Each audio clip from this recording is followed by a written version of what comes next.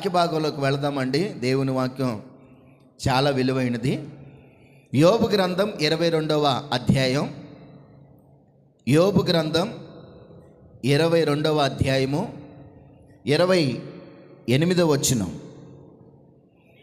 మరియు నీవు దేనినైనా యోచించగా అది నీకు స్థిరపరచబడును. చాలు. ఈ వాక్య భాగాన్ని చాలా జాగ్రత్తగా గమనించండి.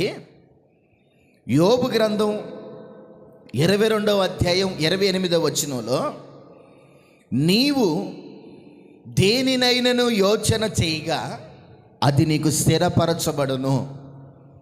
యోబు చాలా చక్కగా తనకున్నటువంటి సమస్యనంతా తీసి పక్కన పెట్టి తనకున్నటువంటి ఆ యొక్క బలహీనతనంతా తీసి పక్కన పెట్టి దైవికంగా ఏమని మాట్లాడుతున్నాడంటే, ప్రతి మనిషి కూడా చాలా రకాలుగా చాలా ఆలోచనలు కలిగి ఉంటాడు. ఈ ఆలోచనలన్నీ ఎప్పుడు నెరవేర్చబడతాయి అంటే, ఎలా నెరవేర్చబడతాయి అంటే, అసలు ఏవి నెరవేర్చబడతాయి అని అంటే, మనుషులు కోరుకున్నటువంటి ప్రతిదీ వాడు పొందుకోగలుగుతున్నాడంటే పొందుకోలేనటువంటి పరిస్థితి. వాడు ఆలోచన చేసేవి కొన్ని దేవునికి విరుద్ధమైనవి ఉంటాయి, కొన్ని దేవునికి అసహ్యమైనవి ఉంటాయి, కొన్ని దేవునికి ఇష్టమైనవి కూడా ఉంటాయి. దైవ సంబంధంగా దేవుని ఆలోచనలు మన జీవితాల్లో ఎప్పుడు ఉంటాయి అంటే, మనం ఆలోచన చేసేటువంటి ఆలోచన దైవికమైనదై ఉండాలి. ప్రభు మన కార్యాన్ని సఫలపరచాలన్నా ఏదైనా సరే మనం ఆలోచిస్తున్నప్పుడు దేవుని వాక్యాలు చాలా ఉన్నాయి. నీవు ఆలోచన చేసిన ప్రతిదీ కూడా నీ స్థిరపరచబడుతుందని, నువ్వు ఆశ కలిగిన ప్రాణాన్ని ప్రభు తృప్తిపరుస్తాడని ప్రభు యొక్క వాక్యం మనకు చక్కగా బోలెడు ఆలోచనలు. ఎన్ని ఆలోచనలు అంటే, కుటుంబ పరంగా తండ్రి కుటుంబాన్ని గురించిన ఆలోచనలు, తల్లి కుటుంబాన్ని గురించిన ఆలోచనలు, పిల్లలు వాళ్ళ ఫ్యూచర్ గురించిన ఆలోచనలు, చాలా రకాల ఆలోచనలు ఈ లోకంలో చాలా జరుగుతూ ఉంటాయి. ఈ జీవితంలో కూడా ఏమని మాట్లాడుతాడంటే, అసలు నేను ఆలోచన చేసిన ఆలోచనలు వేరు, నా జీవితంలో జరుగుతున్న ఆలోచనలు వేరు. కానీ నా జీవితంలో ఎందుకని అలా జరిగిందో ప్రభు పరిశోధిస్తున్నాడు. మీ జీవితంలో కూడా ఏదన్నా యోచన చేసినప్పుడు అది మీకు స్థిరపరచబడాలి, అది మీ జీవితంలో కార్యసాధకం జరగాలి అని అంటే మనం ఏం చేయాలి? ప్రతి దేవుని బిడ్డలారా ఆలోచన చేద్దాం. మరి దేవుడు మన జీవితంలో ఆలోచన చేసిన దాన్ని దేవుడు నెరవేర్చాలి, మనం ఆలోచన చేసింది జరగాలి, మనం ఆలోచన చేసింది మనమే అనుభవించాలి అనుకుంటే ఎలాంటి ఆలోచనలు కలిగినటువంటి వ్యక్తులుగా మనం మార్చబడాలో కీర్తనల గ్రంథం 33వ అధ్యాయం 10వ వచనంలో చక్కగా రాయబడింది. కీర్తనల గ్రంథం 33వ అధ్యాయం 10వ వచనం. భక్తి అమ్మా, కీర్తనల గ్రంథం 33వ అధ్యాయం 10వ వచనం. అన్యజనుల ఆలోచనలను యెహోవా వ్యర్థపరచును, జనముల యొక్క యోచనములను ఆయన నిష్ఫలములుగా చేయును అని చాలా చక్కగా మాట్లాడుతున్నటువంటి మాట ఈ కీర్తనకారుడు చెప్తున్నాడు. అన్యజనుల యొక్క ఆలోచనలను యెహోవా వ్యర్థపరచును. అన్యజనుల యొక్క ఆలోచనలు వాళ్ళు కూడా ఆలోచన చేస్తూ ఉంటారు.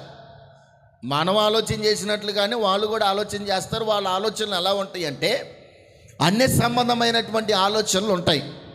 ఈ అన్య సంబంధమైనటువంటి ఆలోచనలు ఎలా ఉంటాయి అంటే, వారి యొక్క ప్రతిమలు కానివ్వండి, వారు చేసేటువంటి వారు జీవన సంబంధమైన మార్గాల్లో ప్రయాణం చేస్తున్నప్పుడు అన్ని జీవుల ఆలోచనలు ఎలా ఉంటాయి అంటే, అవి భూ సంబంధమైన ఆలోచనలుగా కనబడతాయి. ఈ భూ సంబంధమైన ఆలోచనలు మనిషికి ఎలా ఉంటాయి అంటే, వాళ్ళు గోత్రాలు చూడొచ్చు, వాళ్ళ శకునాలు చూడొచ్చు, లేకపోతే ముహూర్తాలు చూడొచ్చు, లేకపోతే వాస్తులు చూడొచ్చు, లేకపోతే ప్రియ దేవుని బిడ్డలారా ఏదైతే ప్రభువుకు వ్యతిరేకమో, ఏదైతే ఒక మనుషుని జీవితంలో జరగకూడదని చెప్పేసి ప్రభు నియమాలు నిబంధనలు పెట్టాడో వాటిని అద్దుమీరేది ఎవరయ్యా అంటే అన్ని జనాంగం. ఇల్లు కట్టాలంటే వాళ్ళ ఆలోచనలు ఎలా ఉంటాయి అంటే, ఒకరు మంచి రోజు చూడాలి. ఇల్లు కట్టేటప్పుడు ఇంటి ప్లానింగ్ వేయాలంటే సిద్ధాంతి కావాలి. సిద్ధాంతి లేకుండా అన్ని జనులు ఇల్లు కట్టరు. ఎందుకంటే తూర్పు గుమ్మం ఎటు పెట్టాలి, కిటికీలు ఎటు పెట్టాలి, అవి ఎటు పెట్టాలి, ఇవి ఎటు పెట్టాలి అని చెప్పేశాను. అలాగే ఇంట్లో సమృద్ధి ఉండాలని ప్రభు తినడానికి ఇచ్చినటువంటి ఆ ధాన్యాలు తీసి గొంతలేరడం. బైబిల్లో మనం చదువుతాం కదా, ఒకడి దేవుడు 1 తలాంతు, ఇంకొకడు 3 తలాంతులు, ఇంకొకరికి 5 తలాంతులు ఇచ్చినప్పుడు 1 తలాంతు ఇచ్చిన వాడు తీసుకెళ్ళి గొంతులో బాగా తిట్టాడు. ఈ అన్ని జనుల యొక్క పరిస్థితి కూడా ఎలా ఉంటుందంటే, ఒరే బాబు మీరు తిని బ్రతుకున్నట్లుగా మీరు బ్రతకడానికి తినండి. తినేటువంటి వాడిని మూడులో ఎటువంటి గుమ్మాలకి వేలాడి తీయటమేంటి, వాస్తు చూడడం ఏంటి, శూన్యములో సృష్టిని వేలాడి తీశాను కదా, మరి నీకు వాస్తు ఎక్కడి నుంచి వచ్చింది భూమికి? ప్రజలకు అర్థం కావట్లేదు. క్రైస్తవ సమాజం కూడా అన్యజనుల యొక్క ఆలోచనలు, క్రైస్తవ సమాజం కూడా అన్యులు వెళ్ళినటువంటి మార్గాలు. ఇప్పుడు దేవుని బిడ్డలారా, వీళ్ళు అన్యులు ఆలోచన చేసినట్లుగానే క్రైస్తవుడు కూడా ఆలోచన చేస్తే వాళ్ళ ఆలోచనలు ఏమైనా స్థిరపరచబడతాయా? వాళ్ళ ఆలోచనలు ఏమైనా స్థిరపరచబడతాయా? వాళ్ళ ఆలోచనలు ఏమైనా కార్యసాధకం అవుతుందా? పొర్రపాట్లు కూడా అవ్వండి. వివాహాలు చేసేటప్పుడు కూడా పిల్లలు ఏం చేస్తారు తెలుసా? ముహూర్తాలు చూస్తారు. ఏ ముహూర్తమో తెలుసా? 10:30 కార్డులు ఇచ్చేటప్పుడు ఏం చేస్తారు తెలుసా? పసుపు శుభకార్యానికి. పాసగారికి ఇచ్చేది మాత్రం ప్లెయిన్గా వస్తుంది, విశ్వాసులకి వెళ్ళి మాత్రం పసుపుతోనే పోతాయి. కొత్త బట్టలు కొంటారా? కొత్త బట్టలకి పసుపు. లేకపోతే ఇల్లు కడతారా? ఇల్లు మంచి రోజు. నువ్వు మంచి రోజు చూసుకొని ఇల్లు శంకుస్థాపన చేస్తున్నావు, మంచి రోజు చూసుకొని గుమ్మాలు నిలబెడుతున్నావు, మంచి రోజు చూసుకొని ఇల్లు ఓపెనింగ్ చేస్తున్నావు. ఏ గొడవలు, ఏ సమస్యలు, ఏ ఇబ్బందులు ఏమీ రాకుండా ఉంటున్నాయా? అవన్నీ మనుషులు కల్పించుకున్నవండి.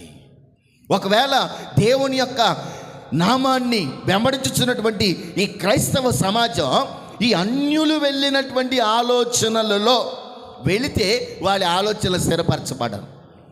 వాళ్ళ జీవితాల్లో దైవ సంబంధమైన కార్యాలు పొరపాటును కూడా జరగవు. దేవుని వాక్యం చెప్తుంది.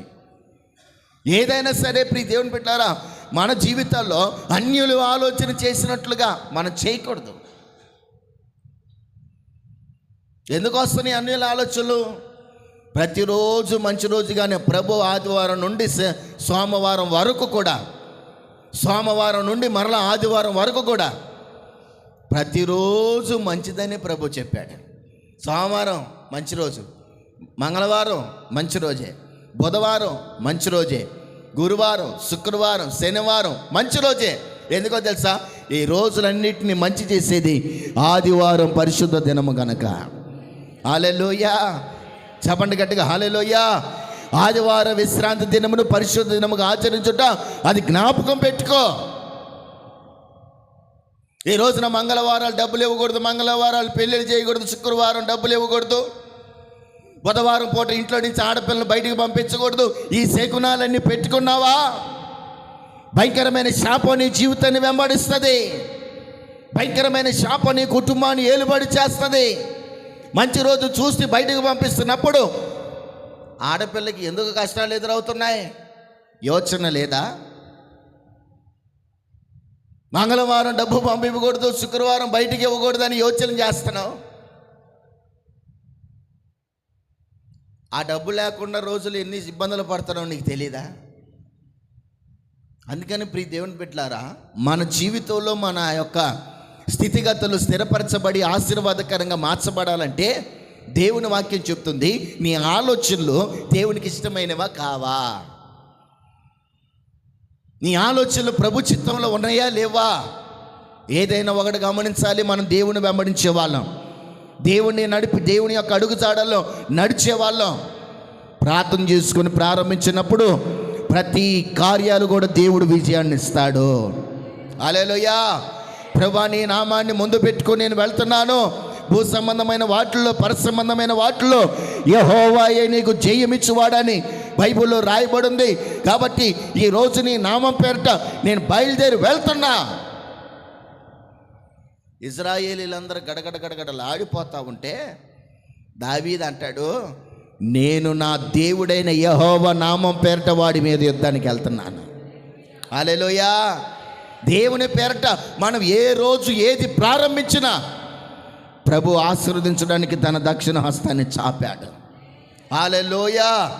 మన దేవుడండి శక్తి సామర్థ్యాల కోసం నాట్యమాడే దేవుడు కాదు. మన దేవుడు శక్తి సంపన్నుడు. ఆయనలో శక్తి ఉద్భవిస్తూనే ఉంటుంది మనుషుని జీవితాల్లో కార్యాలు చేయడానికి. అమావాస్య రోజు ఆయనకి శక్తులు కోల్పోవడానికి, పౌర్ణమి రోజు శక్తులు రావడానికి ఆయన ఏమి రాయి కాదు, రప్ప కాదు. ఆయన భూమి ఆకాశమును సృష్టించిన సృష్టికర్త. ఆయన వెంబడిస్తున్న మనం ఆయన అడుగుతాడని నడుస్తున్నప్పుడు ప్రతి అసాధ్యము కాదు అనుకున్న కార్యాన్ని సాధ్యపరచగలిగిన దేవుణ్ణి మనం వెంబడిస్తున్నాం. ఆమేన్. కాబట్టి మనం ఏ పని చేసినా ఏది చేసినా ప్రభు ఉన్నాడు, ప్రభు చూసుకుంటాడు. యెహోవా ఈరే అని భూ సంబంధమైన వాటి వైపు కాక పర సంబంధములో ఉన్న ప్రభు వైపు మనం చూడాలండి. దేవుని వైపు చూడాలి. నువ్వు దేవుని వైపు చూడకుండా శకునాల వైపు, మనుషుల వైపు, పద్ధతుల వైపు, మనుషులు ఏమనుకుంటారు, వాళ్ళు ఏమనుకుంటారు, వీళ్ళు ఏమనుకుంటారు, అవన్నీ కాదు. ఈ రోజున సమాజం ఎలా ఉందో, భూమి మీద బ్రతికే ప్రతి మనిషి పెడితే పెళ్ళి, పెట్టకపోతే సావు కోరే రకాలు. అటువంటి మనుషులని లెక్క చేయవలసిన అవసరం నీకు లేదు. నా దేవుడు నాకుంటే చాలు. అందుకని ప్రభువుని అబ్రహాం, నేను ఆశీర్వదిస్తాను, నీ బంధువుల యొద్ద నుండి, రక్త సంబంధికుల యొద్ద నుండి నువ్వు బయలుదేరా, అనేక జనములకు నిన్ను వారసులుగా నేను చేయబోతున్నాను అన్నాడు. అన్నట్టుగానే దేవుడు అడుగుజాడలో నడిచిన అబ్రహాముని ప్రభు దీవించాడు, ఆశీర్వదించాడు. కాబట్టి మన జీవితంలో ఏ ఆశీర్వాదం పొందుతున్నావు? ఇన్ని శకునాలు చూస్తున్నాం, ఇన్ని చూస్తున్నాం, ఏ ఇబ్బంది మన జీవితంలోకి రాకుండా ఉందా? ఆయన మనం వెంబడించినప్పుడు ఆయన ఆశీర్వాదాలు మన జీవితంలో ఉంటాయి. రెండోది ఏంటో తెలుసా? ప్రతి దేవుని భూ సంబంధమైన వాటి మీద ఉండకూడదు. రెండోది ఏంటో తెలుసా? కపటమైన ఆలోచన ఉండకూడదు, కపటమైన బుద్ధి ఉండకూడదు, కపటమైన మాట ఉండకూడదు. అందుకని కీర్తన 35:20 రాయబడింది, నీ యోచన కపటమైనదిగా ఉండకూడదు. కీర్తనలు 35:20, కీర్తనలు 35:20 వారి సమాధానపు మాటలు మాట్లాడరు, దేశములో నెమ్మదిగా ఉన్న వాళ్ళకి విరోధముగా వారు కపట యోచనలు చేయుదురు. ఏమండి, ఏం చేస్తున్నారు? బైబిల్లో రాయబడింది, వారు పొరపాటును కూడా నెమ్మదిగా మాట ఎటువంటి అంటారు. ఏదైనా ఒక మాట చెప్పామనికి ఇలా ఎందుకు చెప్పారు, అలా చెప్పొచ్చు కదా. ఇలా ఎందుకు మాట్లాడారు, అలా మాట్లాడచ్చు కదా. ఇలా ఎందుకు మాట్లాడుతున్నారు, ఇలా ఎందుకు చెప్తున్నారు? అయ్యగారు అయ్యుండి అలా మాట్లాడొచ్చా? విశ్వాస అయ్యుండి అలా మాట్లాడొచ్చా? దైవ చిత్తానుసారమైనటువంటి ప్రతిదీ కూడా ఏమండి మన జీవితంలో దైవ చిత్తానుసారంగా నడుచుకోనప్పుడు, అయ్యో నేను ఎందుకు నడుచుకోలేకపోతానన్న దుఃఖం రావాలి కదా. ఈ భూమి మీద బ్రతుకుతున్నప్పుడు దేవుని చిత్త ప్రకారంగా నడుస్తున్నటువంటి ఆ నడవడికలు నడుచుచున్న ప్రతి మనిషిని గురించి విరోధంగానే ఆలోచన చేస్తారు, కపటంగానే. వాక్యం ద్వారా హెచ్చరించామనుకోండి మారరు, లేకపోతే పర్సనల్గా హెచ్చరించామనుకోండి మారరు. కపటమైన ఆలోచనలు, కపటమైన బుద్ధులు, కపటమైనటువంటిది ఎలా ఉంటుందంటే, అయ్యా శాంసన్ గారు నువ్వు అక్కడ వస్తే అలాగండి, కాస్త టయానికి రండి బాబు, టయానికి వస్తా, నీ భార్యని పిల్లలు కూడా కాస్త తీసుకొని రండి, త్వరపెట్టండి అని అన్నాం అనుకోండి, రెండో ఆదివారం రాడు. ఏమంటాడు తెలుసా? ఏమన్నా కుటుంబంతో రమ్మన్నప్పుడు వాళ్ళు వస్తే నేను వస్తానని, లేదా నేను రానండి. చూడండి, ఏదైనా ఒక మాట చెప్పినప్పుడు ఆలోచన చేసుకున్నటువంటి ఆలోచనలో ఉండదు, తీసుకున్నటువంటి దానిలో ఉంటుంది. ఏదైనా ఒక మంచి మాట చెప్పినప్పుడు ప్రియ దేవుని బిడ్డలారా మంచిగానే మనం ఆలోచన చేయడం నేర్చుకోవాలి. నిజమే కదా, నేను రక్షించబడ్డా, నా భార్య రక్షించబడద్దా? నా పిల్లలు నరకానికి పోవాలా? నా భార్య నరకానికి పోవాలా? నా రక్త సంబంధికులు నరకానికి పోవాలా? నేను కూడా వారి కోసం ప్రయాసపడతాను. పిల్లలతో చెప్తాడు, అమ్మా కాస్త రెడీ అవ్వు, మందిరానికి వెళ్తాం. వంట వార్పు లేకపోతే తీసి పక్కన పెట్టి వచ్చిన తర్వాత చేసుకుందాం, లేకపోతే కొద్దిగా ముందే చేసుకో, ఒక అడుగు ముందే లేగు. ఆదివారం ప్రార్థనకి వెళ్ళాలి, 9ంటికి ప్రార్థన, కాస్త లేచి పెందలకాళ్ళు లేచి పనులన్నీ చక్కగా ముగించుకొని బయలుదేరు. పిల్లలు కూడా చెప్పు, తల్లివి కదా, పిల్లలు నీ మాట వింటారు అని నువ్వు కుటుంబానికి ఏం చేయాలి? ప్రోత్సాహాన్ని కలుగు చేయాలి. దైవసేవకుడు చెప్పాడు, ఆయన మన గురించి బాధపడటం మంచిది కాదు, ఆయన మన గురించి మేలుకరమైన మార్గాల్లో నడిపిస్తున్నప్పుడు ఆ నడిపింపుకు లోబడాలి, ఆ నడిపింపులో మనం ఉండాలి. కాబట్టి దైవ సేవకులను దుఃఖపెట్టి మనం ఏ ఆశీర్వాదం పొందలేం. కాబట్టి బయలుదేరమ్మా అని ఆలోచన చేసిన దానికి ఎలా ఉంటుంది? నేను రానుపో, ఆయన ఏంటి నా మీద పడతాడు, వస్తే అందరు రమ్మని లేతలేదు. ఈ ఆలోచన ఎలా ఉంటుందండి? గొడవలు పెట్టుకునే ఆలోచనలు ఇవి. కానీ దైవ సంబంధంగా వచ్చే ఆశీర్వాదం అంతా కావాలి, దైవ సంబంధంగా వచ్చే దీవెనలన్నీ కావాలి. ఎక్కడి నుంచి వస్తాయండి? ఓ తగ్గింపు లేనప్పుడు, ఓ కట్టుబాటు లేనప్పుడు, ఒక లోబడే మనసు లేనప్పుడు దేవుడు అయ్యే కదా నిన్ను చూసేది.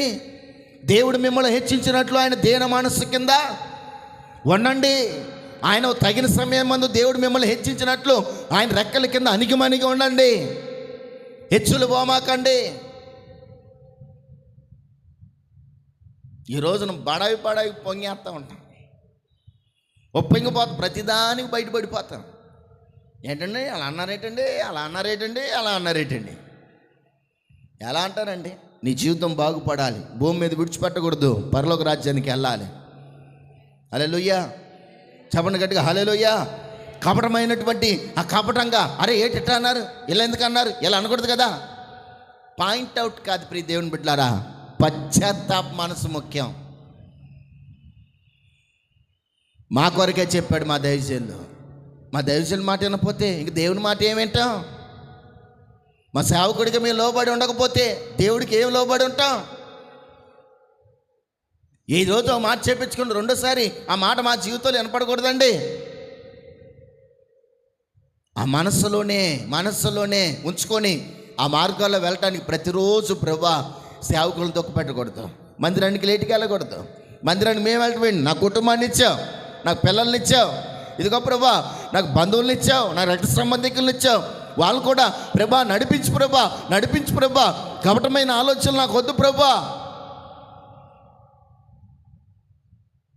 అని ఏ ఒక్క వ్యక్తి అన్నా చెప్పబడిన మాటల నిమిత్తమై ప్రార్థన చేశారండి? ఉదయాన్నే లేచి నా భర్తను నడిపించయ్యా, అయ్యా నా పిల్లల్ని నడిపించయ్యా, అయ్యా నా రక్త సంబంధికులను నడిపించయ్యా, అయ్యా నడిపించయ్యా, యేసయ్యా నడిపించయ్యా అని ఒక కన్నీటి పొట్టు కాచావండి? మాట్లాడమను, ఆలోచనలు చేయమను, పనికిమాలిన ఆలోచనలు చేయమను, పనికిమాలిన మాటలు మాట్లాడమను. ఎన్ని మాట్లాడతామో మారు మనసు లేని మాటలు. నరం లేని నాలుగే కదా, ఎన్నైనా మాట్లాడేస్తుంది. అందరూ రావాలా, ఒకళ్ళు వస్తే సరిపోదా? పెళ్ళికండి వివాహ పత్రికలు కొట్టేటప్పుడు కింద ఏమంటుందో తెలుసా?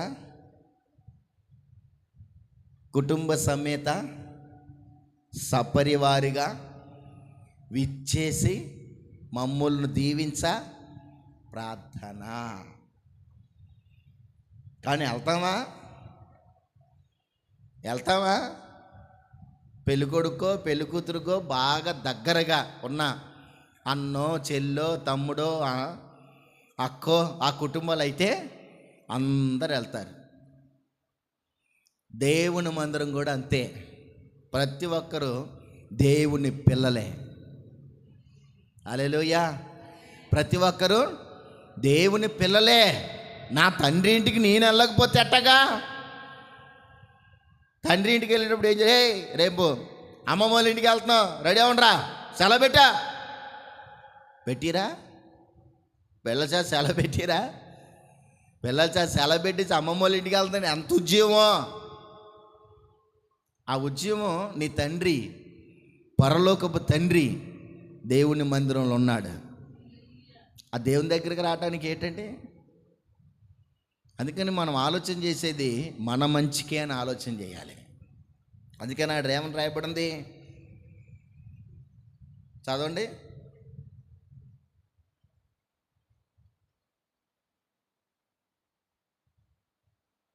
35:20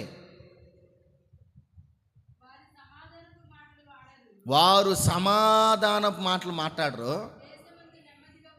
ఆ దేశంలో నెమ్మదిగా ఉన్న వాళ్ళని కూడా గలిబిలి చేసేస్తారు. వీళ్ళు చాలు, నెమ్మదిగా ఉన్న వాళ్ళ జీవితాల్లో కూడా చిచ్చులు పెట్టేస్తారు.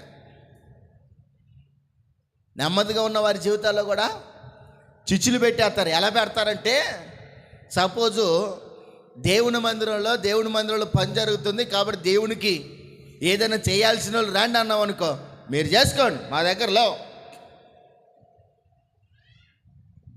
వాళ్ళు చేయకపోతే మేమేట చేస్తాం? వాళ్ళు చేయకపోతే మేమేట చేస్తామండి బాబు. ఈ లేచిన పుల్ల అనేక మంది జీవితాలు అలా గుచ్చుకుంటుందండి. చాలా సంఘాలకు వెళ్తున్నప్పుడు చాలా సంఘాల్లో ఉన్నటువంటి సేవకులు చెప్పే మాట ఏంటంటే, ఏమన్నా కొన్ని కుటుంబాలు ఉన్నాయండి, వాళ్ళ ద్వారా కూడా మిగిలిన వాళ్ళు సైడ్ అయిపోతున్నారండి బాబు, వాళ్ళ కోసం ప్రార్థన చేయండి, మా సంఘం కోసం ప్రార్థన చేయండి అని ఆ సేవకులు చెప్తుంటే మాకు చాలా బాధ వేస్తుంది. అనేకమైన గ్రామాలకి సభలకు వెళుతున్నప్పుడు వాళ్ళు చెప్పే మాట, ఏమన్నా ఒకప్పుడు మా సంఘం ఒక 100 మంది ఉండేది, ఇదిగో వస్తున్నారండి, ఏదైనా ఒక మాట చెప్పామనుకో ఆ సంఘంలో అలా పొల్లేస్తున్నారు, వాడు చెడింది కాక వనమంతా చెడిపేస్తున్నారండి. ఏదైనా ఒక ఆలోచన చెప్పినప్పుడు సేవకుడు మా కోసమే మేలు కోసం చెప్పారు కదా, పోనీ సేవకుడు చెప్పింది కీడు కోసమే అనుకుందాం. బైబిల్ చదువుతున్నప్పుడు లేకపోతే నలుగురిని అడిగినప్పుడు అది మంచి కార్యమా చెడ్డ కార్యమా ఆలోచన చేసి ఆ ఇంకితమైన జ్ఞానం నీకు లేదండి.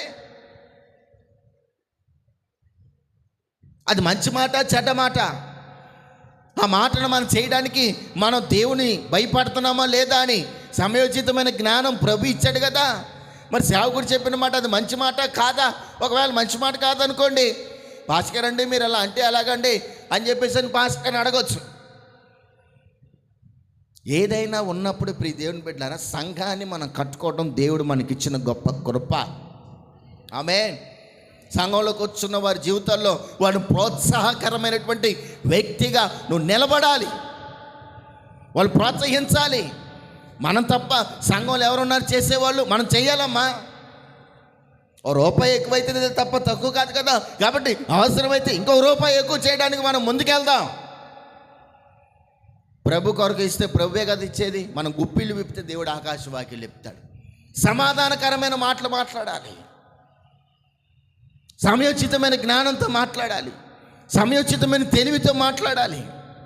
ఈ వంకర బుద్ధి అనేది మనుషుల జీవితాల నుండి ప్రభు తీసివేయునుగాక. సమయోచితమైన మనస్సు ప్రభు ఇచ్చునుగాక, సమయోచితమైన ఆలోచన ప్రభు ఇచ్చునుగాక. ఆమె తీర్మానం చేసుకుని, ప్రభా వంకర బుద్ధి, వంకర ఆలోచన, వంకర తలంపులు నా జీవితంలో ఉండకూడదు, నేను సమాధానంగా ఉండాలి, అనేక మంది సమాధానకరంగా వ్యక్తిగా నేను మార్చబడాలి ప్రభా అని ప్రార్థన చేయి. ఉంటారు ఇంటింటికి నిప్పెట్టే వాళ్ళు ఉంటారు, సంఘాల్లో కూడా నిప్పెట్టే వాళ్ళు ఉంటారు. అటువంటి వారిని ప్రభు మార్చునుగాక. ఆమేన్. హల్లెలూయా. ఇలాంటి విషయాలు పాపానికి దారి తీస్తాయి. అందుకని ప్రభు ఏమంటున్నాడు, మీరు పాపము జోలికి వెళ్ళమాకండి. నీ ఆలోచనలు పాపమైన ఆలోచనలు అవి ఉండకూడదు. కీర్తనలు 36:4. నీ ఆలోచనలు ఎలా ఉండకూడదు? పాపమైనటువంటి ఆలోచనలు అవి ఉండకూడదు. వారు మంచము మీదనే పాపపు యోచనలు చేయుదురు, వారి కాలి నడకలు నడుచువారు వారికి అసహ్యము కానే కాదు. వాళ్ళు మంచం మీద ఉండి ఏం చేస్తారంట? పాపపు యోచనలు చేస్తారు. ఈ పాపం అనేది ఎప్పుడు వస్తుంది తెలుసా? సోమరితనం వల్ల మనిషి జీవితాల్లో బద్ధకం పెరిగిపోయినప్పుడు ఈ పాపమైనటువంటి పరిస్థితుల్లోకి వెళ్ళిపోతారు. దేవుని చిత్తం కానిది ఏదో అది పాపమే. అందుకని మన జీవితాల్లో భూ సంబంధమైనది కానీ కపటమైనది కానీ పాపము కానీ ఉండకుండానట్లు మన ప్రభు దగ్గరికి వెళ్ళి ప్రార్థన చేయాలి. కనుక నీవు మంచం మీద పరుండి కాదు, మంచం మీద నుంచి లేగవాలి. ఆ పాడి మీద ఉన్నంత వరకు కూడా నువ్వు జీవం లేని చలనమే. ఆ మంచం మీద ఉన్నంతసేపు కూడా పాడె మోస్తున్న వ్యక్తి లాంటివే. అందుకని సోమరిపోతే ఏం చేస్తాడంట? మంచం మీద పరుండి కొంచెం సేపు లేచే పడుకుండేదను, కొంచెం సేపు కునికేదను, ఇంకా కొంచెం సేపు నిద్రపోయాను. వీళ్ళ పరిస్థితి ఇంతే. పాపం జోలికి వెళ్ళే వాళ్ళ పరిస్థితి ఏంటో తెలుసా? కూర్చున్న చోటే కూర్చుంటారు, నిల్చున్న చోటే నిల్చుంటారు. వారు తమ పని తామే చేసుకోలేని బద్ధకము, బలహీనత. బద్ధకము, బలహీనత అలాగే కూర్చుంటారు. నేను చేయాలనుకున్నాను. ఇట్లాంటి వాళ్ళ పరిస్థితి ఎలా ఉంటుందంటే, 5 మండపములు కలిగిన కోనేటి వాగు దగ్గర 38 సంవత్సరాల నుంచి పడి ఉన్నటువంటి ఒక వ్యక్తికి సాదృశ్యం. ప్రభు అడుగుతాడు, ఎరా ఎన్ని పాపాలు చేసావు? పాపాల నుంచి విడుదల పొందవా? పొందాలని ఉంది, పొందలేకపోతున్నాను. పొందాలని ఉన్నా, నేను పొందలేకపోతున్నాను. అదేంట్రా, నీ పాపం నుంచి విడుదల పొందుతావా? పొందాలని ఉందండి. పొద్దున్నే లెగవాలని ఉందండి, లెగవలేకపోతున్నాను. ప్రార్థన చేయాలని ఉందండి, చేయలేకపోతున్నాను. ప్రభు అన్నాడు, నీవు మారాలనుకున్న వ్యక్తివైతే నీ పరుపెత్తుకున్నాడు. నువ్వు పొద్దున్నే లేచి ప్రార్థన చేసే వ్యక్తివైతే నీ మంచం తీసి అవతల పడేసి మోకాలే. కొంతమంది మంచాల మీద, నడి మంచం మీద కూర్చొని తప్పుడు ముసుకేసుకొని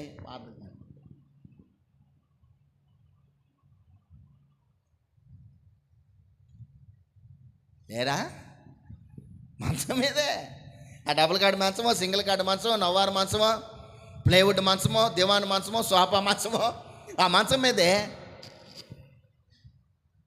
7 దాకా తీసుకేసి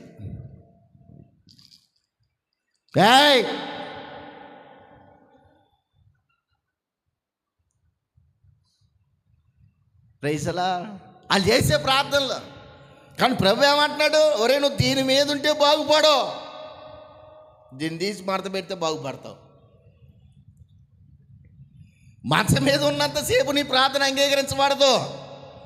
మంచం మీద ప్రార్థనే రాదు. పరుపు మీద ఉన్నంత కాలం కూడా నువ్వు బాగుపడవు. ముందు పరుపు మడత పెట్టి మంచం లేపాతలు పడే. హల్లెలూయా, చెప్పండి గట్టిగా హల్లెలూయా.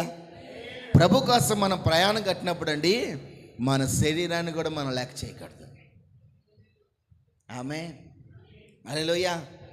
బండి మీద అండి అంతంత దూరాలు జర్నీ చేస్తుంటే చాలామంది అడుగుతారు, ఎలా తిరుగుతున్నారండి బాబు అంత బండి మీద అని. ప్రభు కోసం తప్పదు. కష్టమైనా నష్టమైనా దేవుని యొక్క వాక్యం అక్కడ ప్రకటించాల్సిన బాధ్యత వచ్చినప్పుడు, నా పని, ప్రభు పని నా ద్వారా అక్కడ జరగాల్సి వచ్చినప్పుడు నేను అక్కడ కనబడాలంతే. అక్కడ నా రోగము, నా బలహీనత, నాకున్నటువంటి శక్తి, సామర్థ్యాలు అవి కాదు. దేవుని పని నా గురించి అక్కడ ఉందా, నేను అక్కడికి వెళ్ళిపోయి దేవుని పని చేయాలి. ఆమేన్, హల్లెలూయా. అందుకని ప్రియ దేవుని బిడ్డలారా, మనం బాగుపడాలా, మంచం మీద కాదు, మంచం తీసి అవతల పడేయాలి. అందుకే మనం జీవితంలో ఉదయాన్నే ప్రార్థన చేయాలంటే మంచం మడత పెట్టి, బక్కలాడిని మడతేసి, అటు పడేసి, మోకాళ్ళు వేసి, 2 చేతులు పైకెత్తి ఆకాశమందున్న దేవునికి నీ స్వరం వినిపించాలి. ఆమేన్. యోబు అలాగే చేశాడు కదా. ఉదయాన్నే లేచి తమ కుటుంబంలో ఉన్నటువంటి ప్రతి వ్యక్తి ఎక్కడ పాపం చేస్తారో, శాంసన్ గారు కుటుంబ యజమానుడేనా, తమ కోడళ్ళు, తమ అల్లుళ్ళు, తమ పిల్లలు, కూతురు, కొడుకులు, మనవళ్ళు, మనవరాలు, తమ భార్య ఎక్కడ సుఖభోగాలు ఎక్కువైపోయి ప్రభువుని విసర్జిస్తారో అని ఏం చేసేవాడు అంటే, లేచి ఏం చేసేవాడు? ఈ రోజున తండ్రులుగా మీరిద్దరు పిలువబడుతున్నారు. మీరేం చేస్తున్నారు మీ పిల్లల కోసం? తల్లులుగా మీరేం చేస్తున్నారు మీ పిల్లల కోసం? ఉదయాన్నే లేచి మీ పిల్లల కోసం మీరు మొర పెడితే మీ పిల్లల పరిస్థితులు మారుతాయి. పాపపు ఆలోచనలు వెళ్లకుండా ఉంటారు, పాపపు తలంపుల్లోకి వెళ్లకుండా ఉంటారు. ఈ రోజున యవనస్తుల పరిస్థితి మీరు చూడండి, యవనస్తుల పరిస్థితి మీరు చూడండి. రోడ్ల మీద వెళ్తా ఉంటే తిప్పు కూడా 18 సంవత్సరాలు ఉన్నవాడు సిగరెట్ తాగుతున్నాడు, మందు తాగుతున్నాడు, రైలు కట్టలు అమ్మడి తిరుగుతా, బస్ స్టాండ్ అమ్మడి తిరుగుతా. ఈ కాలగాడు సాయంత్రం అయితే జారు పనికి మాలిన మందంతా ఏడే ఉంటారు, సిగరెట్లు. యవన వయస్సు 13 సంవత్సరాలు 17 సంవత్సరాలు యవన వయస్సు, అప్పుడే మొలకెత్తుతున్న జీవితాన్ని చిగురాకుని తుంచినట్లుగా. ఎంతమంది పిల్లలు ఈ రోజు నీ పిల్లలు బయటికి వెళ్తున్నారు, వాళ్ళ దగ్గర ఉంటున్న వీళ్ళ దగ్గర ఏ సినిమాలు గేటు దూకుతున్నారు, ఏ బార్ షాపుల్లోకి వెళ్తున్నారు, ఏ తాగుబోతూ సహవాసాలతో తిరుగుతున్నారు. నీకు ఆలోచన లేదా? అరే నా పిల్లలు బయటికి వెళ్ళినప్పుడు ఎలా ఉంటున్నారు? దేవుని భయం ఉండాలి. యేసయ్యా, ఏ తల్లి ప్రార్థన చేస్తుందండి? అసలు పిల్లల కోసం ప్రార్థన చేసేంత టైం షెడ్యూల్ నీకు కుదిరించుకున్నావా? పిల్లల కోసం ప్రార్థన చేయడానికి ఒక 10 నిమిషాలు నీ కుటుంబంలో నీకుందా సమయం? వండి పెట్టడానికి ఉన్న సమయం వాళ్ళ కోసం ప్రార్థన చేయడానికి లేదు. ఇంకెక్కడ మారుతారు నీ పిల్లలు? ప్రైజలా చెప్పండి గట్టిగా హల్లెలూయా. తనతో వచ్చిన కోడలు అంటదండి, అత్త నీ దేవుడే నా దేవుడు, నీ జనమే నా జనం, సమస్తాన్ని విడిచిపెట్టి నీ కుటుంబమే నా కుటుంబం, నీ జనమే నా జనం అనుకొని నాదంతా విడిచిపెట్టి వచ్చాను మోయాబు దేశం. ఈ రోజు నన్ను వెళ్ళిపోమంటే ఎలాగమ్మా? నీ దేవుడే నా దేవుడు. ఈ రోజున అత్త భక్తి కలిగిన వ్యక్తిగా ఉంది కావాలి, కోడల భక్తిని చూసి నీ దేవుడే నా దేవుడు. మరి నీ ఇంటికి వచ్చే కోడలు అలా ఉన్నారా? నీ ఇంటికి వచ్చే అల్లుళ్ళు అలా ఉన్నారా? కడుపును పుట్టిన పిల్లలు వాళ్ళు చెప్పగలుగుతున్నారా నా దేవుడు లేదా, నాకేమీ లేదని? ఎక్కడండి ఎక్కడండి? పాపము గుమ్మం ఎదుట కాచుకొని చూస్తుందంట. హల్లెలూయా చెప్పండి గట్టిగా హల్లెలూయా. పాపం ఏం చేస్తుందంట? గుమ్మాలు ఎదుట కాచుకొని చూస్తుంది, బయట అడుగు పెడితే వాళ్ళని ఆవరించాలని. వాడు వెళ్తున్న అడుగు జాడలు 2వ లైన్ ఏముంది? అడుగు వారి కాలి నడతలు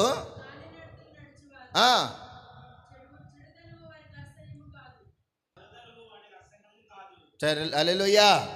కాలి నడకనటువంటి వెళ్ళే వారి యొక్క నడకలు ఎలా ఉండాలి?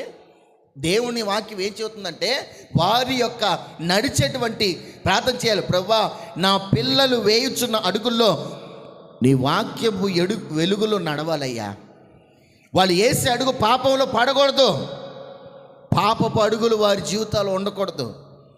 కొంతమంది పిల్లలకి కొన్ని పనులు చెప్తాం, పనులు చెప్పినప్పుడు నాన్న కొద్దిగా పని చేసి రండి అంటే 10ంటికి వెళ్ళినప్పుడు సాయంత్రానికి కూడా రాడు, 10ంటికి వెళ్ళాడు 1 గంటకు కాదు 2 గంటలకు కూడా రాడు. మరి ఏం పనులు? దేవుడు చెప్పిన దైవ సేవకులు చెప్పిన పనుల కంటే ఏళ్ళ పనులు ఎక్కువ. ఈ రోజున ఏ పిల్లవాడిని మందిరంలోకి పిలిచి పని చెయ్యాలి? ఏ యవనస్తుని మందిరంలోకి పిలిచి బయట పని అప్ప చెప్తే ఏ బాధో ఆలోచన చెయ్యాలి.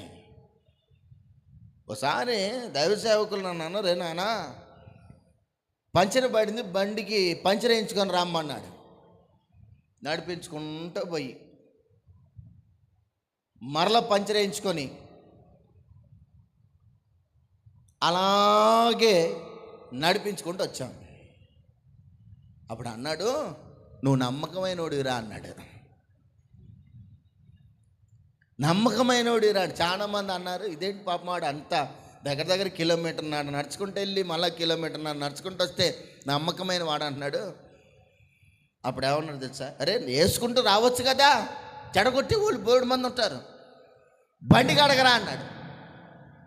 బండి కడిగిన తర్వాత ఎవరన్నారు, బండి కూలింగ్లో ఉంటే బాగోదు, ఇంజిన్ స్టార్ట్ చేయాలని. బండి స్టార్ట్ చేసి ఒక గేర్లో వేసి బండి మీద కూర్చొని కొద్దిగా ముందుకు వచ్చాను అంతే. యారా, ఒక అభిషేకించబడిన వాడు తోలే బండి నువ్వు ఎక్కుతావా? నీకు అసలు తగ్గింపు ఉందా? ఒక సేవకుడు, ఒక ఉపదేశకుడు, దేవుని చేత అభిషేకం పొందినటువంటి ఒక సేవకుడు వాడు బండి నువ్వు ఎక్కి తోలుతావని ఒక్క రోజంతా ఉపవాసం ఉండమన్నాడు. మా నాలుగు బండి ఇచ్చామంటే దాన్ని ఏదో రిపేర్ చేసుకొని వచ్చినా కానీ సైలెంట్గా చేసుకోవాలి. అదేముంది, అది పాడైంది, నేనేం చేయను. ప్రైజలా చెప్పండి గట్టిగా హల్లెలూయా. ఈ రోజుల్లో మనం నడిచేటువంటి నడకలో పనికిమాలిన ఆలోచనలు చెప్పేవాళ్ళు బోర్డు మంది ఉంటారు. వాళ్ళ మాటలు విన్నామంటే మనం ఆశీర్వాదం పొందలేము. హల్లెలూయా, చెప్పండి గట్టిగా హల్లెలూయా.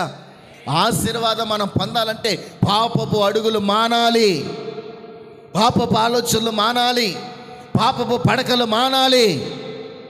మన జీవితం, మన పరిస్థితులు, మన స్థితిగతులు చూస్తున్నటువంటి వాడు పరలోకమందున్న దేవుడు. ఆయన చూస్తున్నాడన్న భయం మన జీవితంలో ఉంటే మనం ఆశీర్వాదం పొందుతాం. హల్లెలూయా, హల్లెలూయా. కాబట్టి ప్రియ దేవుని బిడ్డలారా, మనము దేవుని దైవ సంబంధమైన విషయాల్లో మంచం మీద ఉన్నప్పుడు పొరపాటున ప్రార్థన చేయకూడదు. ఏ తల్లి అయితే, ఏ తండ్రి అయితే పిల్లల కోసం ఉదయాన్నే ప్రార్థన చేస్తారో దేవుడు వారిని ఆశీర్వదిస్తాడు. ఆమేన్. కాబట్టి ఈ రోజున ప్రతి ఒక్క వ్యక్తి మీ ఆలోచనలు భూ సంబంధమైనవి ఉండకూడదు. రెండోది కపటమైనవి ఉండకూడదు, పాపయుక్తమైనవి ఉండకూడదు. ఇవన్నీ నీ జీవితంలో నుంచి తొలగిపోయి ప్రభుని ఆలోచన సఫలపరచాలని దేవుడు ఈ వాక్యం ద్వారా మిమ్మల్ని బలపరచునుగాక.